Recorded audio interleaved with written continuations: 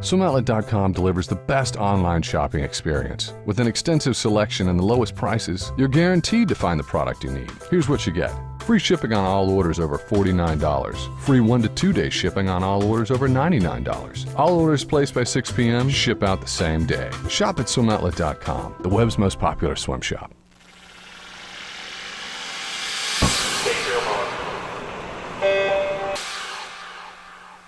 Welcome to the Morning Swim Show for Tuesday, September 4th, 2012. I'm your host, Jeff Cummings, and today in the FINIS Monitor, we're happy to have with us Nathan Adrian, who won 2 gold medals and 1 silver medal at the 2012 Olympics. One of those gold medals came in the 100 freestyle, which he won by 1/100th of a second. And Nathan joins us right now from his home in Berkeley. Nathan, good to have you on the show again. How are you doing? Hey, I'm doing great. So last time we had you on the show was before trials, and here you are, a 2-time Olympic gold medalist. I mean, back in April, I mean, did you really believe that this could happen? You know, I don't necessarily know what I believed back in April. I knew that I had some goals in my mind, and I knew that I was going to move through these meets trying to be, the best swimmer that I can be, and that I couldn't control anybody else, and I just kind of moved through it thinking with that mindset. Well, it certainly has worked for you. Like I said, you're an Olympic gold medalist, and you've been all over the country since you got back from London. I mean, we've seen you on the Today Show. You went on Jay Leno. You're a pretty popular guy. I guess you gotta start getting used to the fact that this is what comes with winning a gold medal. That's all right. It's not a bad burden to bear. I mean, it's been quite the ride. I don't even know, what my schedule is coming next week, but I kind of just take it for what it is. Enjoy this, point in time as much as I can.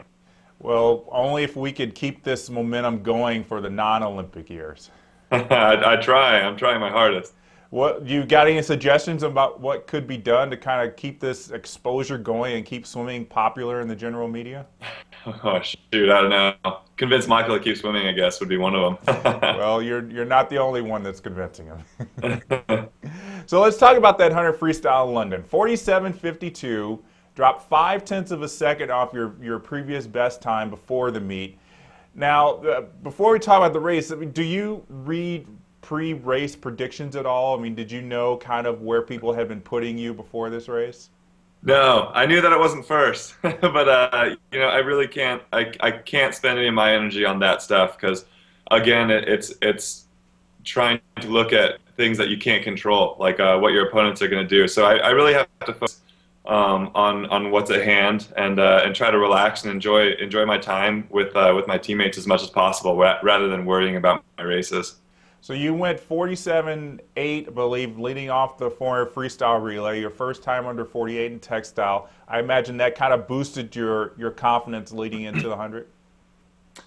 Absolutely. It meant a lot to actually, go a best time. That was my first best time since we did have suits. So that was really important to me, knowing that I could kind of break through that barrier. And then, from there on, it was just how far down I could go. Were there any nerves swimming next to James Magnussen, not only in the relay, but in that 100 freestyle final? No matter who you swim next to, there's going to be a sense of nerves. I prefer it that way, being next to the guy that, I'm going to be racing. I like to know where I'm at and know where I need to be, at something like the 50 or even the 75, and know that I'm comfortable with my race plan. Well, looking back to trials, everybody was saying, your 100 was pretty good, but, everybody had actually expected you more out of you in the 50, which you didn't qualify for the Olympics in. And from what I understand, you didn't fully taper for trials. Is that correct? It's not a,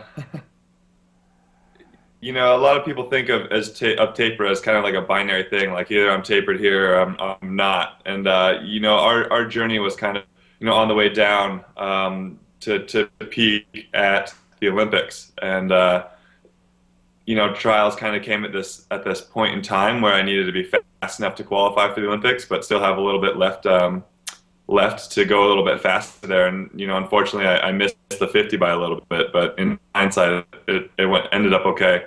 Yeah, I mean, I was thinking when I read that, I was like, that's a pretty risky gamble, knowing how tough the field is in the United States, not only in the 50 but in the 100. I mean, you never know what could happen. I mean, I guess you were probably relieved knowing that you made the team in the 100 and just thinking, there is so much more that I could do in this event.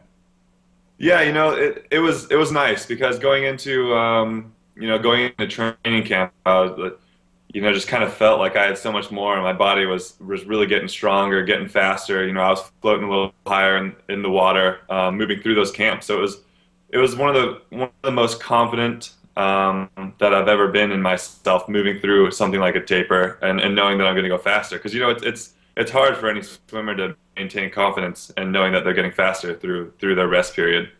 Well, you're definitely a veteran of the 100 freestyle. I think you had previously said the 100 long course free is one of your favorite events. What do you think enabled you to not only go 47.5 but to win the gold medal?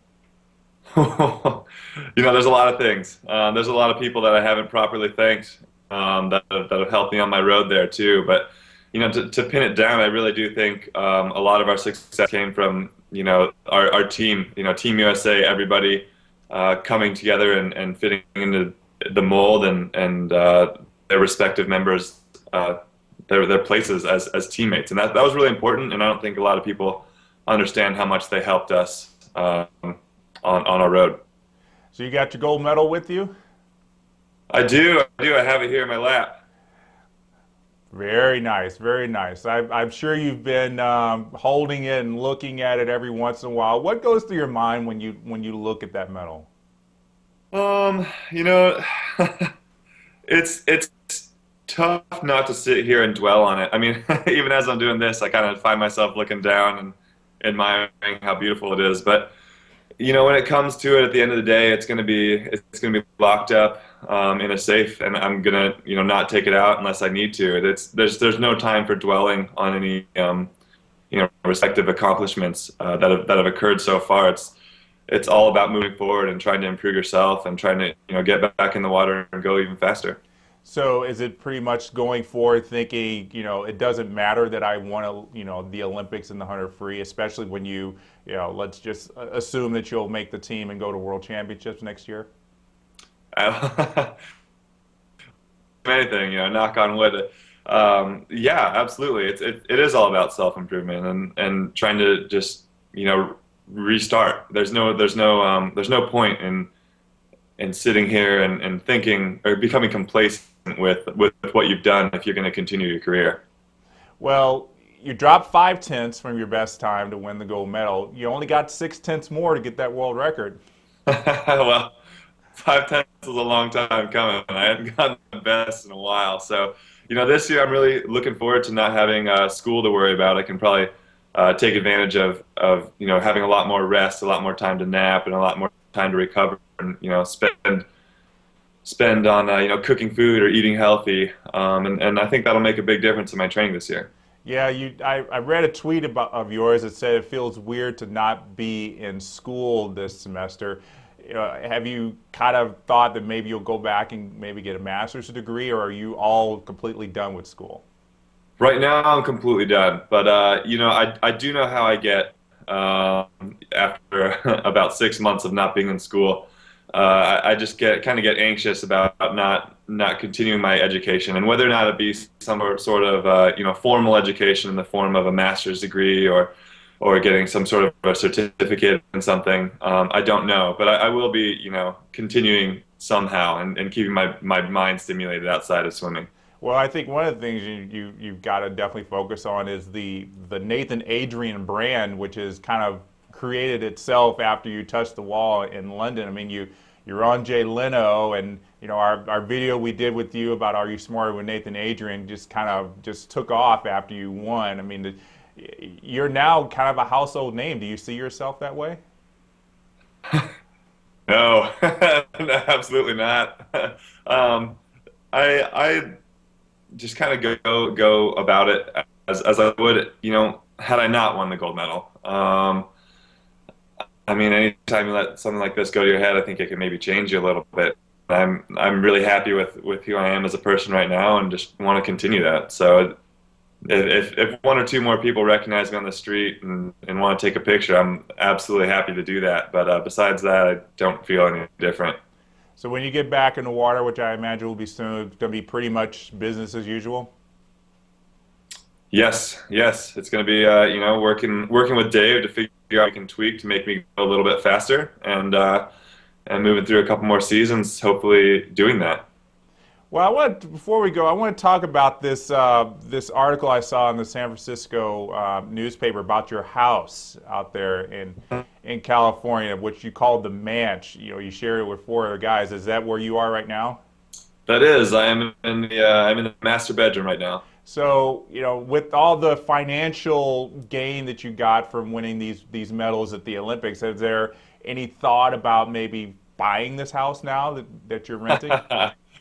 No, still probably a ways away from that. I mean, it is the Bay Area. It's quite expensive to live up here, but I'm just very thankful that I can live and continue this lifestyle that I've given myself, and live. That all contributes to successful training season too. Just the comfort of knowing that I can put food on the table for myself. Well, food for not just yourself, but probably the whole Berkeley team, I imagine. Which I'm sure some of those underclassmen would greatly appreciate. Yeah, but they are underclassmen, so maybe they can swipe me into the dining hall as an exchange. I think they'll let you in on, just show your gold medal. I think you won't have any problem getting in there. Well, Nathan, it's been good talking to you. Congratulations on all the success in London, and like everybody else, we're looking forward to seeing what the next big thing is for you. Thank you. Thanks for having me on, guys. Absolutely. All right, so that's Nathan Adrian joining us from his home in Berkeley.